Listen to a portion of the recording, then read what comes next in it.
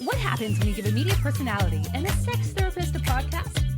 You get Spill the Tea, a bold, unfiltered space where no topic is off limits, from sex and relationships to the messy, hilarious, and heartbreaking realities of life. Will Nash and Maria Orego serve up real talk with expert insight, hot takes, and a whole lot of tea. To think or like get prepared or put on your makeup. We're just going. I mean, thank God for this O-ring, or O-ring, shall I say, because Maria, I gotta tell you today, or this week, has been a week, and I need all of the filters and the bright lights to wash out my actual skin tone. I wish they had those like filters. We could be like a dog or a cat one day. Do you remember the Zoom call that the lawyer had that he like was on a court date? Do you remember that during COVID? Where he like had the filter of a cat and he kept telling the judge, I'm not a cat, I'm not a cat. The best. Yes, I know. It's like sometimes you see those filters on like OG Snapchat or even Instagram stories, and you're like, man, you know what? Why can't I just like in our minds? I feel that's what we think we look like, and then we actually, get the front facing camera with like the 9 chins, and you're like, yeah, no, that's not actually what I look like. Okay, moving on. So it surprises you and it turns towards you. You're like, oh my God, that's not pretty today. Yeah, I agree. Not at all. No, the one thing was in our episode on summer flings, to everyone who was listening or watching us on the Spill the Tea pod, if you listen right to the end of it, we were talking about the whole concept of what is enough in relationships. And you dropped a bombshell on me to the point where for once in my life, I was gagged. I didn't know what to say. I almost couldn't talk. And apparently love is not enough. Love is not enough. That's a therapist's POV anyways. So what is enough? What is enough? You just want me to get to the answer? I'm not getting to the answer right away. No, have you I'm going to ask you a question back. I'm going to do the very therapy thing to do and just answer a question with a question. Have you never been in a relationship where like you really love the person, but you realize that you're maybe not compatible or they're treating you terribly? Oh yeah. I mean, I think that I've been in relationships like that, but I've also had friendships like that where you feel like it's kind of more one-sided and you're putting a lot more into it than you're getting out of it. Those friendships are not around anymore, but those friendships don't exist anymore. R.I.P. But I know what you mean. I guess in the context of when we had talked about it before, because love just seems to be such a recurring theme. And I mean, how many songs, how many movies talk about love being all that we need, right? I mean, I get it. It's fantasy. It's, not necessarily reality, but I guess there is more to a relationship than one that is just built solely on love. I think so. I think love is a wonderful foundation, and I have nothing against love, like I said, on our other episode. Love is beautiful, and I want everyone to experience it, and I think it's wonderful. However, it's not enough. It's a great foundation, and we can build from it. But unfortunately, if you're in a relationship that isn't compatible or isn't treating you well or is like detrimental to your mental health or your physical health, then love is a beautiful feeling and it's a beautiful action that you can have towards that other person. But it doesn't mean that you should still stay in that relationship. And I think what I face a lot with many of my clients, but obviously couples, is when I ask the question of why are we still together? Why is this couple relationship still active?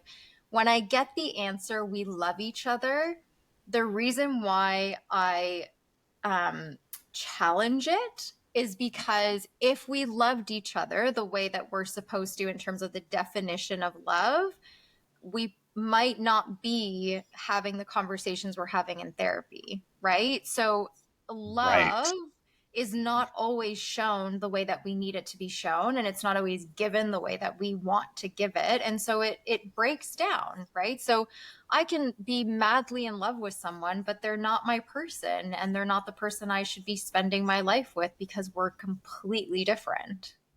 So I guess in a lot of ways, and it might seem obvious when I put it like this, but compatibility is one of the most, if not the most important things in a relationship. Are you asking? Like, is I that? guess I didn't sound very sure of myself there. Like No. is compatibility? I guess like trust, honesty, compatibility are key things to make a relationship a successful one. Yes, you can be in love, you can be infatuated, you can be in lust, you can find the person sexy, you can want to have sex with the person, make out with the person, all those things. But if you are not compatible with that other person, love isn't enough. Yes. I'm going to break it down to maybe one lower level, which I would actually say it's values that is what makes a relationship long lasting. So, eh, just to like maybe break it down to like a very simple example, if my value is to have a clean kitchen every single day and like nothing on the countertops because I need like cleanliness and order, that's my value, right? Cleanliness, organization, order. And your value is clutter, things all over the place, right? Then our values are going to contradict. And so we're always going to be in conflict, right? Which is why people think it's like personalities attract or like compatibility. It's really what we value like on a very lower level of who we are as a human. Those are the things that make it last. So I can love somebody, but our values need to be in line so that we can build a long lasting life together. Love is more just like it's a great foundation that like starts us off. It's like the ignition, let's say, but then the rest of it is let's build a life together that actually follows the same values so that we can actually build that life. You need the puzzle pieces. And so, yeah, I get all the time, I get couples in my office that are like, we love each other. It's like, but your values don't align and your compatibility is off. And you're constantly fighting and you're constantly in conflict. And where is the love in that? Where does the love exist if I'm constantly thinking that I'm at ends with you? That's not Well, love. That's not good. when you use that example of the dishes or the clutter, if you will, right? I don't know if I just picture dishes in my head or what. It's funny because you would think if you didn't know the deeper meaning of this conversation, because I think this is a fairly deep conversation to have, you'd think that that was such a trivial thing to some people, right? But really, it's almost what you're saying is representative of some of the larger important things in your relationship. It's not about a few dishes overflowing in the sink, or it's not about, dropping those items on that table when you walk into your household. It's more so, it's almost the life you want to live and a lifestyle that you share with that other person. And it's much more than just a few plates in the dishwasher. Oh Is my that gosh. silly? No, I think that's exactly what it is. And unfortunately, you get so many people in couples counseling, for example, or even people that have said, we got divorced over dishes or we got divorced over a clean bathroom. And it's because they're not realizing that there was a value underneath that and then a need that wasn't getting fulfilled. And so many of my couples come in and they're like, we can never be on the same page about dishes or laundry or making the bed or not making the bed or getting the kids ready for school. And it's because they're not realizing that those are just like the little symptoms, but underneath it is I have a value that you're not respecting. I have a need that isn't being fulfilled. And now we're fighting over dishes because you're not understanding how important it is for me and my mental health to have no dishes in the sink, right? It's funny because, like, for years, I mean, millennials and older grew up watching Friends, right? And still watch Friends all these years later. And it was back in like the 90s or the early 2000s, such a joke was made out of Monica, Courtney Cox's character, about how anal she was, right, with everything. And I think, maybe she had her struggles in relationships. Again, this is a TV show because of that. But there's some truth to that behind that. Like, you wouldn't, I mean, maybe you obviously have a lot of experience talking a lot of different people and couples about the trials and tribulations of the relationships. But I guess in some ways, I never really thought about how important that stuff was. Now, maybe that's because I'm someone who lives on my own, but I will say is that I consider myself a fairly clean person. I'm not obsessive, but I am fairly clean. I like things in order. And I found that even when it's come to my friends, my close friends that I've connected to, if they've come over and they've acknowledged the fact that, oh, like your place is clean or whatnot. Because I think sometimes when you live on your own, especially as a guy, some people don't expect you to keep a tidy space, like stereotypically. Yeah. But I find that you have actually really good relationships, friendships with people who are like you in that way too. Because maybe you just, I mean, your dishes are clean. Maybe you're, not to take it there, but maybe you have the same ideologies and political beliefs too. I don't know. It sounds so silly, but maybe there's some truth to that. Studies have probably been done, right? I agree with you though, because again, it's like the lining up of all those values, right? All the things that we, again, value as important. Yeah, our dishes, the way we leave our closet, the way we have our car, all those little things, Mm-hmm. they amount to who we are as an identity. And if you're clashing constantly with your partner, you may love them, but I think one of the other questions I usually ask my couples is, do you love your partner more than you love a clean kitchen? Right. Oh, And most of the time, right, that's a hard question, but people will say, yeah, of course I do. And it's like, okay, well, then why can't we let the kitchen go? Because if I love my Mm. partner enough to let go of the kitchen mess, then that is love being enough. But if it's not actually letting me let go of the fact that there's dishes in the sink, well, then love isn't enough. And there's a value and a need there that's not being respected.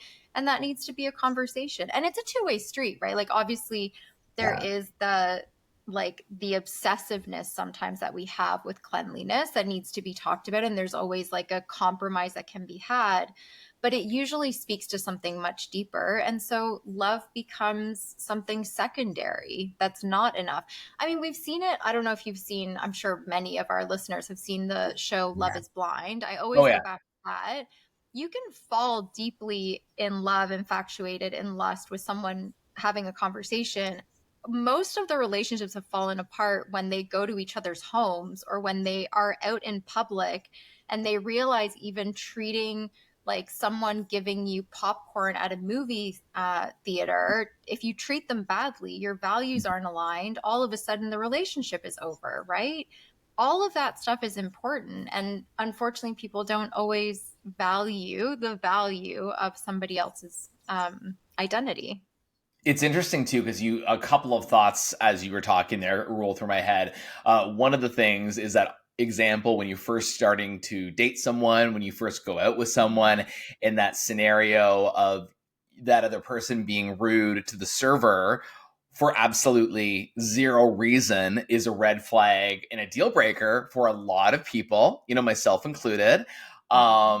And also the other thing that you're making me think of is, if you walk into your home and it's in chaos or it's disorganized, and everyone will have that in their home at times, I think. Like, no one's perfect. Like, you're going to come in and drop some things on that table when you first walk in the door, or maybe last night's dishes got left in because you had a late night or whatever, or you just didn't want to do it, right?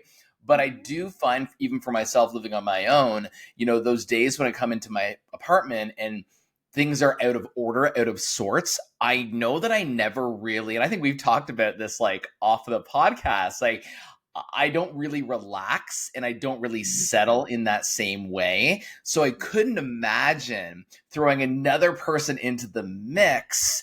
And then it's like, I'm feeling a little unsettled. He's feeling a little unsettled. We're living in a bit of chaos, even for a short amount of time. Like, that can't be healthy. And again, like, we're not talking OCD. We're just talking every now and then, pull out the Swiffer, grab those grab those Lysol wipes, you know what I mean? And just make sure that things are kept good. But it makes sense how relationships that listen, like, I know people who go into people's homes for a living, for their jobs, and there are some scary homes and scary ways that people live. I'm not even talking, it doesn't have to be $1 million home with bright lights. It's like just some of the ways that people. So I get it. It makes sense when you put it in this perspective, to me anyway.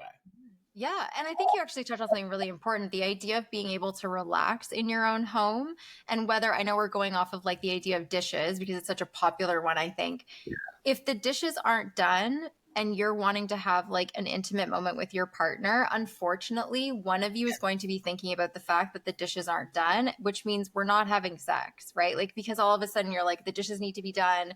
We need to like mow the lawn, or we need to clean this up, or oh my gosh, I left my jacket hanging weird. Like, all those things take up that emotional and mental bandwidth. And so, yeah, you're walking into your home, your first thought is not sex. Your first thought is, oh my gosh, the dishes need to be done. I'm not relaxed until those things are finished, right? I think that this, and I don't know if this takes us back to that, referring to that vacation episode that we did in Summer Flings and Vacation Flings. Yeah. You're away from your home, you're away from your routine, you're in a hotel room, you're on a beach. It's not your mess to worry about cleaning up. It's not your clutter because everything is done for you. Everyone there is waiting on you hand and foot, in the same way that, people have fun in hotel rooms as well. It's making sense where people are doing it. I mean, hopefully not. But if you're living a life of chaos and maybe your house isn't the most organized yet, you haven't done that spring cleaning yet, maybe that's why people aren't able to connect on that physical level in their own homes.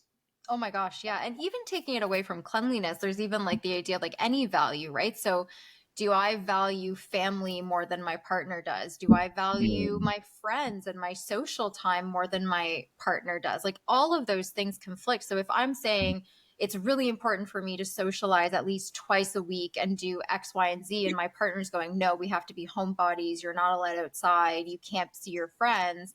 Again, conflict, right? We're creating all of these issues within our relationship, which I could love my partner to death, but if they're not letting me socialize, then my value and my need isn't being met, right? So again, it's that compromise of really understanding who your partner's identity is, whether it's the dishes, whether it's seeing friends, whether it's being close to a family Yeah. member that you really love, right? Or even, I know we've talked about many times, like the idea of having like a really close friend that is like your work wife or something, right? Like, Yeah. all of those things are values that make us us. If our partner doesn't respect that, then no, love isn't enough. And that relationship will constantly be in conflict. So you talk to a lot of people. You talk to a lot of people about the messiness, the drama, all of the things in their life, the trauma and the drama. Can you look at two people with your experience in your background and say, you know what, there is no way in hell you guys are going to last because you are going this way and you are going that way? Or do you think that there's always room? Like, can people really change at that point in their adult life if they're invested in a relationship? Because I would think that a lot of the reasons why you are the way that you are in your home and why I am the way that I am in my home, I think that sometimes, again, I'm speculating. I'm not a professional therapist. It's like, I would think that it's a combination of what I grew up with, but also the own habits that I kind of created in my own adult life. Maybe I take out the things that I didn't like about my home life as a kid, and I can kind of create those new sort of, I don't know, not boundaries, but just like habits, I guess. Habits. I don't know. Like, so my home can be comfortable, right? Like, getting back to the question at hand, is that something you can see?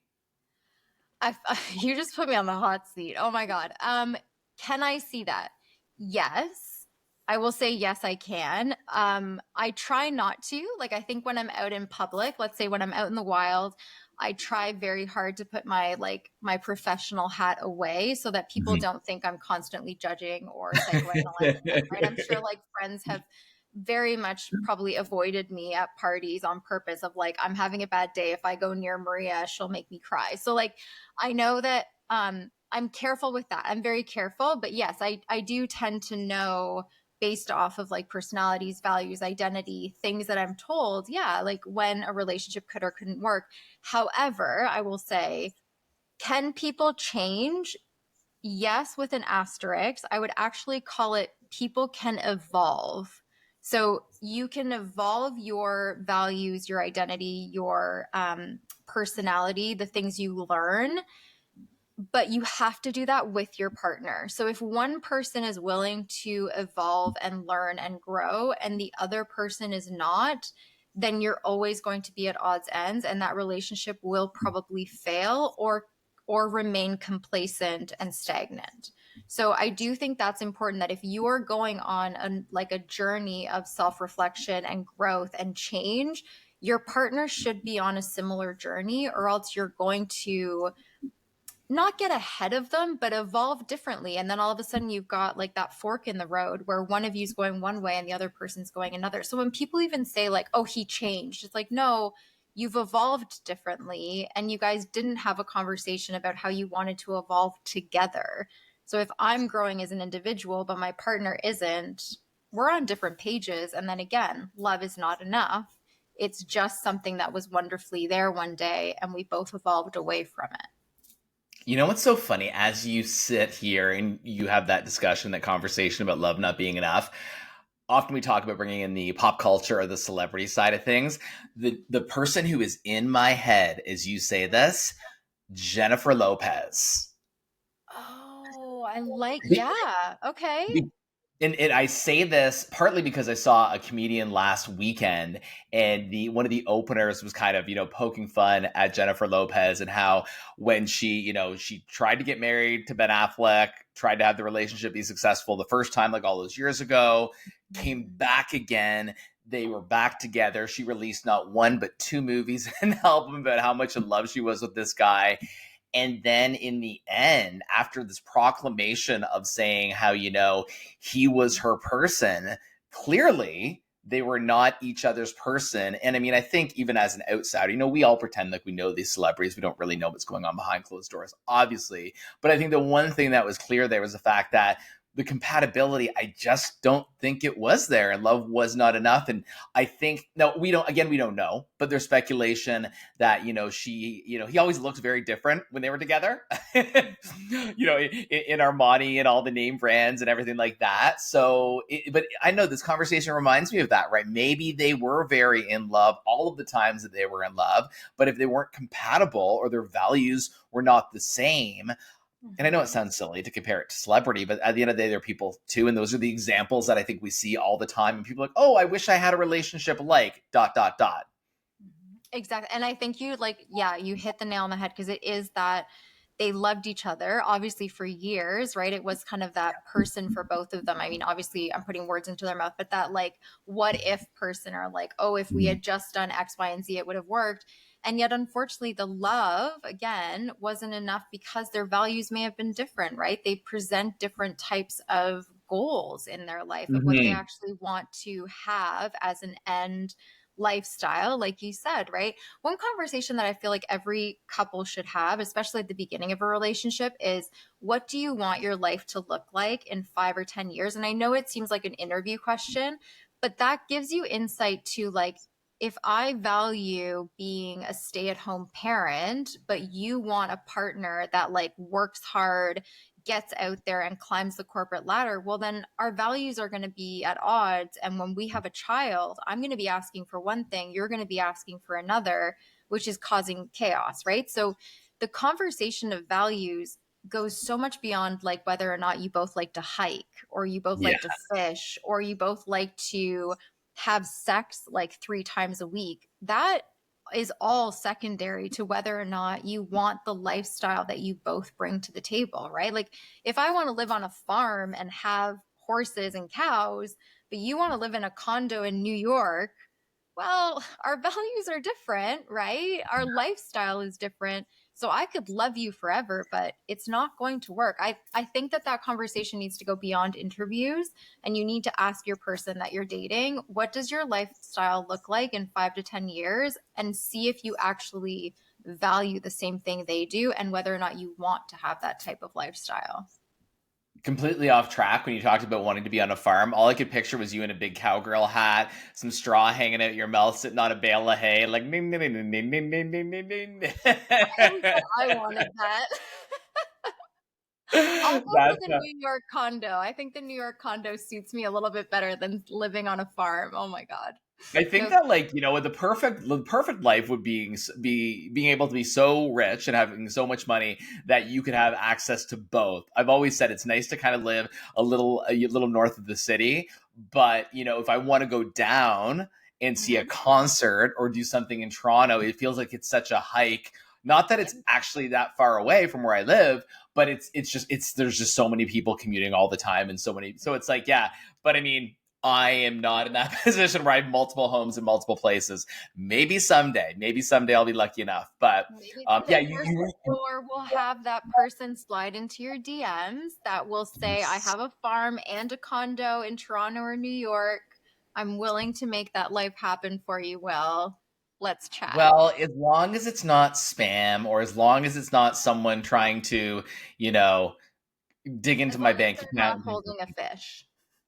And most importantly, as long as you're not holding a fish, right? Hold the fish all you want to, just not in your dating profile pic. I love So that. I am curious to know. Yeah. With the spill the tea question today, what is it, and what is it surrounding the whole concept of love isn't enough? Assuming that that's what we're talking about. Yeah. Okay. So the question is, I love my boyfriend so much, but the way he treats me doesn't feel right. He isn't abusive, but he is dismissive and we don't communicate well. Sometimes I feel like we're just fundamentally different people. I know we're not really compatible, but I can't imagine leaving him because I love him so much. How do you know when love isn't enough to stay?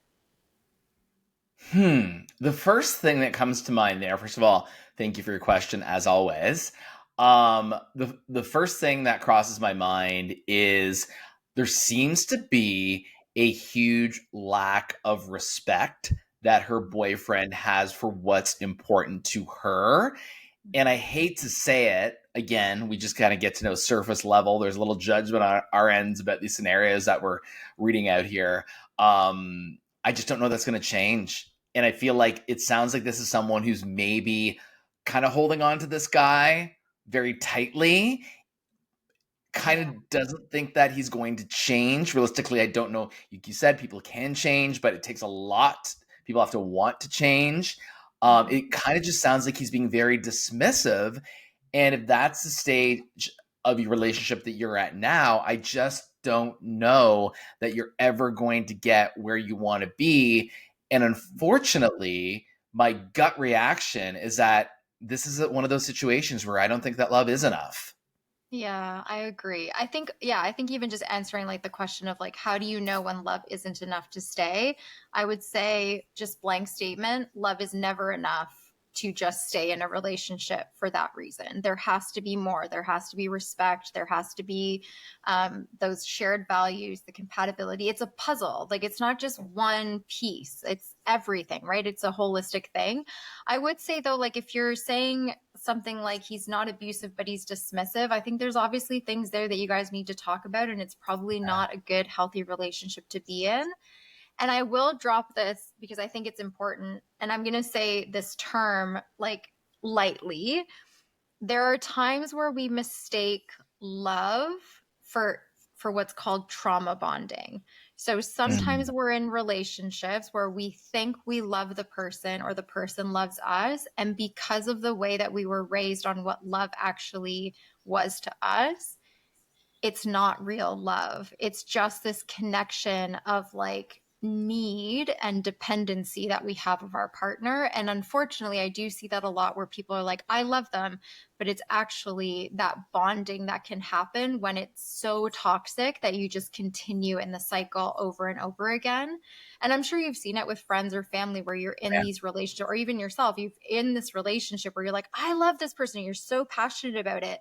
And then once you step back, you realize like, oh my gosh, no, I was just basically addicted to this person and love had nothing to do with it. So always like measure those things. Yeah. I mean, yeah, love unfortunately is not the entire equation of a relationship. That's a great response to that. And I also think it should be noted that you see these sort of things pop up online where it's like the whole concept of being single, but at least I'm not begging my boyfriend to stay with me in a paragraph. And it's so true, right? It's like, okay, being single has its pluses, has its negatives. But I think that, to be that, sad or really that at that point in your life where you are so in need or so desperate to beg someone to stay just to make yourself feel whole. Not to say that it wouldn't be heartbreaking to, have a relationship end. Of course it would be. But you still have to have that I don't know. I mean, I'm single, so you can send your hate mail to me if you want to, but it's like I think that you still have to have that self-respect for Mhm. yourself while you're in a relationship, Yeah. just in the same way that you would out of a relationship. Because Mhm. I think that you're not going to be able to be successful in your relationships, both romantic and otherwise, without knowing who you are, but also without having that respect for who you are. There's just like there's no hope. You know what I mean? Like I don't know. That's kind of the what comes to mind.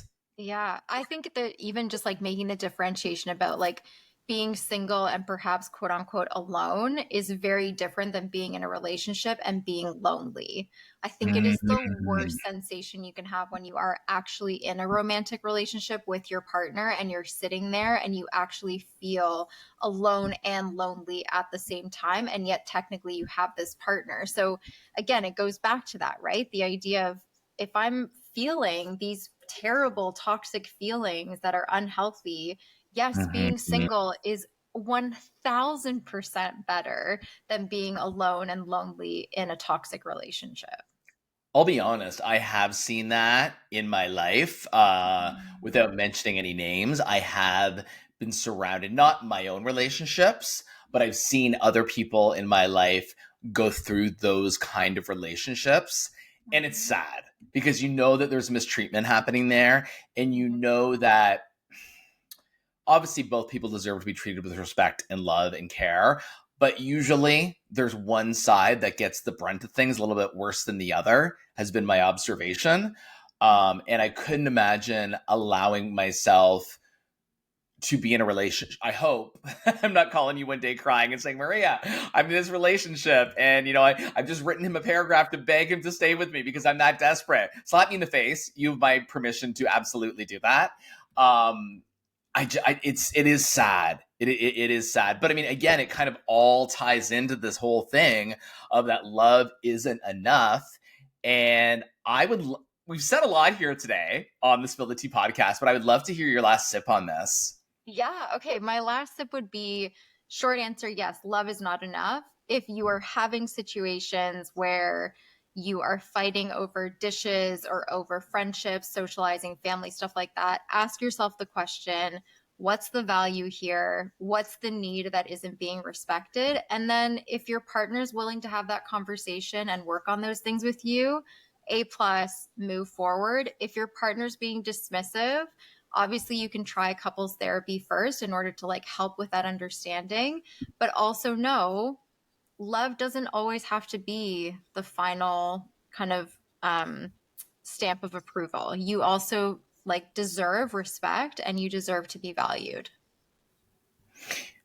I mean, yeah, you raise a number of very good points in that last sip as you have through this whole episode. In my mind, and I'm not going to use the word love, but if you feel you are with your person, you are with your soulmate, if it's important to you, it's also important to them. Yes. Oh my gosh, so much yes. Yes. Yeah. And that's all that I can think of is like, because I could not imagine being in a romantic relationship and bearing my soul and discussing those things that mean a lot to me, whether it's my family, my close friends, my passions in life, my career, the things that make me tick, right, or the things that annoy me, but also the things that make me really happy and bring me lots of joy and the things that excite me. And they don't have to have the exact same in some of those aspects, but when it comes down to the bare bones and the values, they need to at least respect those and have hopefully some similar ideals for things to work out. So this has been a lot of fun. I feel like we have kind of went. I feel like with every episode, the tone is a little bit different, but I love it. Like some were more serious, others were a little silly. This has kind of been like a very deep, like we went deep on this episode, and I just have to say thank you for this because I was dying to hear what you were going to say, and I feel my cup is definitely full, and it was so much fun spilling the tea. And I just want to say, you know what? Thank you for listening. Thank you for sending in your questions. You can follow us on social media at the Spill the Tea Pod. And if you haven't done so yet, subscribe to us, YouTube, Spotify, Amazon, Apple, wherever, rate us 5 stars. And that's a tea. That's it for this episode of Spill the Tea.